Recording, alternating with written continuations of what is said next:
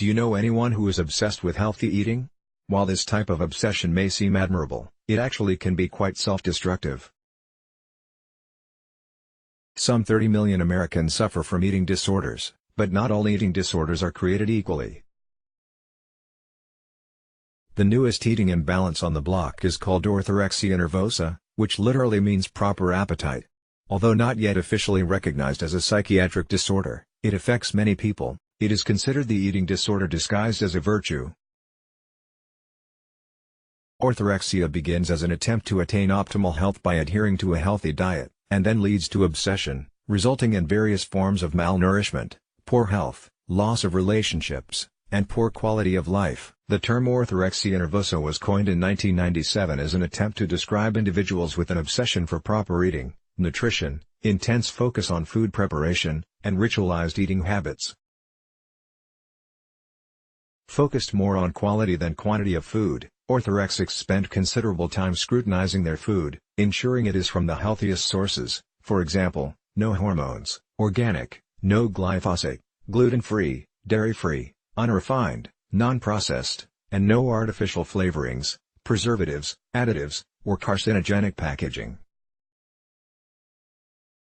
At first glance, such concern for consuming the healthiest foods possible seems like a respectable display of health consciousness. For some, however, eating healthy can become an obsession, resulting in an endless list of food concerns, such as environmental impact, local food sourcing, animal rights, food combining, time of meals, excessive researching, cataloging, weighing, and measuring foods, and excessive meal planning. Sattvic intentions recognizing orthorexia can be challenging because the list of food concerns at face value are healthy and admirable, but when such food choices become hard and fast obsessive rules, the eliminations can quickly become overwhelming, leading to health deficits and even nutritional deficiencies. Often due to lack of perceived purity, unhealthy packaging, or unethical sourcing, some major food groups can be left out of an orthorexic's diet, leading to issues of malnutrition. Ayurveda would describe desire for a healthy diet as a sattvic desire, where a healthy lifestyle with the purest foods are preferred. Living a more sattvic lifestyle and eating more whole, fresh, seasonal, unprocessed, unrefined foods are healthy desires because they make you feel good and enhance self-awareness and joy, with the side effect, not the goal, being optimal health and longevity. Rajasic mindset: when the goal of perfect health becomes the purpose, attachment to that goal and risk of obsession can loom. When you engage in activities with the sole purpose of that activity being to deliver a return on investment or reward, say, perfect health, becoming attached to that reward or goal can backfire. Attachment to an outcome is where the seed of an eating disorder, or any health imbalance, for that matter, can germinate. When a sattvic lifestyle becomes a goal-oriented venture, the mindset becomes rajasic, which means that for every activity, there is an expected reward. In the case of orthorexia, the reward is perfect health, driving an obsession with the perfect diet. While we are all guilty of having a rajasic mindset at times, when our mind becomes obsessed with rewards of healthy eating, we are at risk of diminishing returns and orthorexia. How obsession with good health can lead to poor health. In the case of orthorexia, the healthier you eat, the pickier you become. High levels of stress around eating, food choices, and food prep ensue, and food groups can be ignored in the name of health. The experience of good health from eating well can be replaced with less health. This only triggers a more intense focus on eating healthier, which focuses the reward of healthy eating on the now elusive sense of feeling healthy. With the goal of perfect health slipping away, the orthorexic responds with renewed, more intense focus on even healthier eating, which can include restriction and avoidance of new food groups that may be perceived as unhealthy.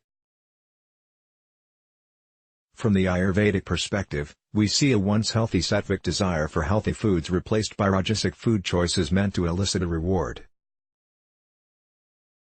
As with all rewards, satisfaction is temporary, leading initially to an addiction to the reward, followed by an inability to be satisfied or sustained by it. Inevitably, Tamasha Ayurveda says this inability to be satisfied by rajasic rewards will take a protective shift to a tamasic state of mind, where the mind seeks the security, safety, and satisfaction of a more closed-off, rigid, and stubborn mindset.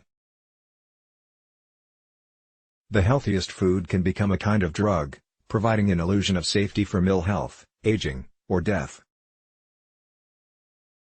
The tamasic mind clings to these extreme dietary choices as emotional armor from the perceived dangers and risks of eating less than the perfect diet. The tamasic mind won't change and walls itself off from taking any risks, making a once healthy eater into an orthorexic.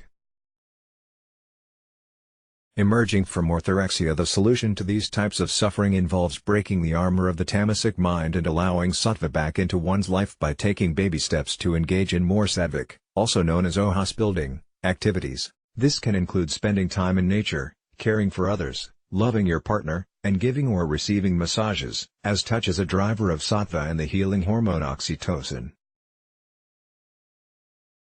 Directing the senses inward to heal the nervous system through the process of pratyahara is a key therapy in yoga and Ayurveda to convince a tamasic and rajasic mind to become more sattvic.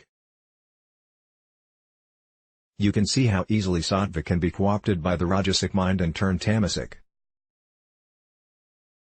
If you have become stuck in a loop of obsession with healthy eating, I hope this article has provided some context and support. Finding that balance between your inner and outer resources can help you return to a place of ease and self-love.